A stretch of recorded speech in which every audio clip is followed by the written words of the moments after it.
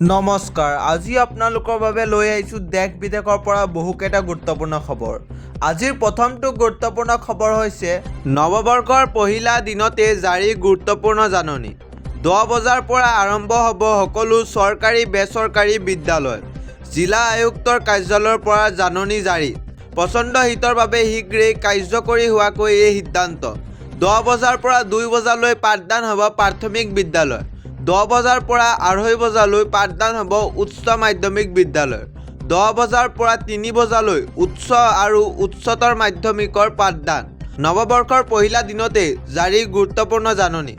10 বজাৰ পৰা আৰম্ভ হ'ব সকলো চৰকাৰী বেচৰকাৰী বিদ্যালয়। আজিৰ পৰৱৰ্তী খবৰটো হৈছে অৰুণোদয় আঁচনিৰ হিতাধিকাৰীয়ে লাভ কৰিব 8,000কৈ টকা।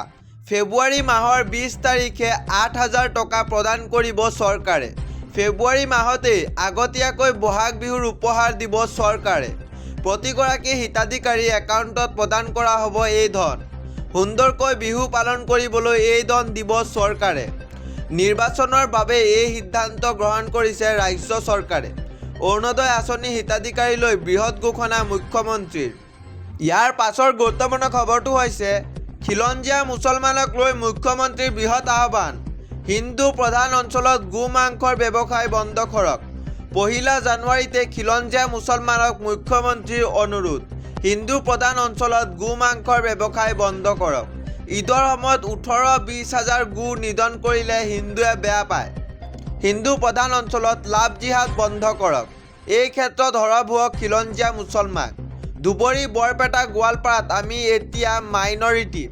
এনে কাৰ্য বন্ধ হ'লেহে হিন্দুসকলে সাহস পাব। খিলঞ্জীয়া মুছলমানক সজাগ হ'লেহে সম অধিকাৰ পাব সকলোৱে। খিলঞ্জীয়া মুছলমান সজাগ হ'লেহে সম অধিকাৰ পাব সকলোৱে। ধৰ্মীয় মেৰু বান্ধিবলৈ খিলঞ্জীয়া মুছলমানে সহায় কৰিব লাগিব। নহ'লে অসমখন কেতিয়াও শান্তি হ'ব নোৱাৰে।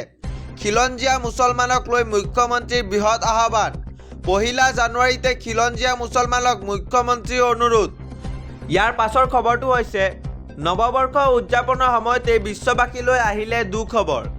ভয়াৱহ বিস্ফোৰণত প্ৰাণ গ'ল 40 জনৰো অধিক লোকৰ। গুৰুতৰভাৱে আঘাতপ্ৰাপ্ত 100ৰো অধিক লোক। নৱবৰ্ষৰ নিশা উদযাপনৰ সময়ত ছুইজাৰলেণ্ডত ভয়াৱহ ঘটনা। উদযাপনত ব্যস্ত থকাৰ সময়তে বিস্ফোৰণত কঁপিল বৃহৎ এলেকা। ৰিজৰ্টত নৱবৰ্ষৰ নিশা উদযাপন কৰিছিল সহস্ৰাধিক লোকে। স্থানীয় সময় অনুসৰি 1:30 বজাত হঠাৎ লাগিল জুই। একাধিক আতচবাজি ফুটাই আনন্দ লোৱাৰ সময়তে বিস্ফোৰণ।